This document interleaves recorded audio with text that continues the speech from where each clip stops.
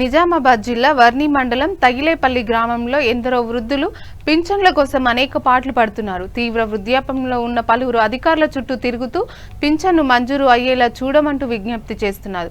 అధికారుల కార్యాలయాల చుట్టూ చెప్పులు అరిగేలా తిరిగినా తమ గోడు పట్టించుకునేవారు కరువయ్యారు. తనకు 75 సంవత్సరాలు దాటిన పింఛన్ను అందడం లేదని ఓ వృద్ధుడు మీడియాతో ఆవేదన వ్యక్తం చేశారు. ఇప్పటికైనా తనకు న్యాయం చేయాలని, తనకు ఎవరూ లేరని, తనను ఆదుకోవాలని విజ్ఞప్తి చేశారు.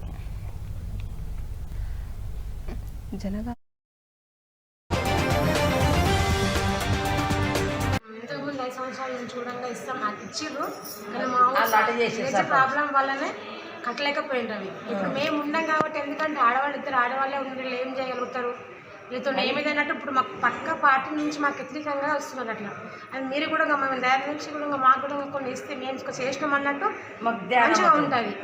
అట్లా మాకు డబుల్ బెడ్రూమ్ ఇస్తే చాలా మంచిగా ఉంటుంది అని చెప్పేసి కోరుకుంటున్నాను.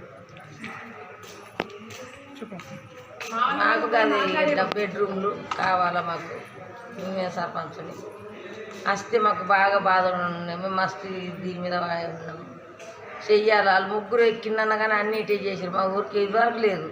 మరి ఇప్పుడు మా పేరు మీద వస్తే మీ పేరు ఉంటుంది, మా పేరు ఉంటుంది చేసింది అన్నట్టు మాకు అదే జరిగింది, ఇంకా ఏం లేదు. ఇక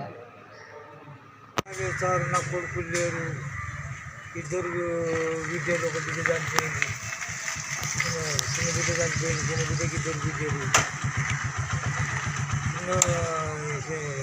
చిన్న ఇద్దరు గింజెత్తున్నారు. ఇక తండ్రి కూడా కట్టిన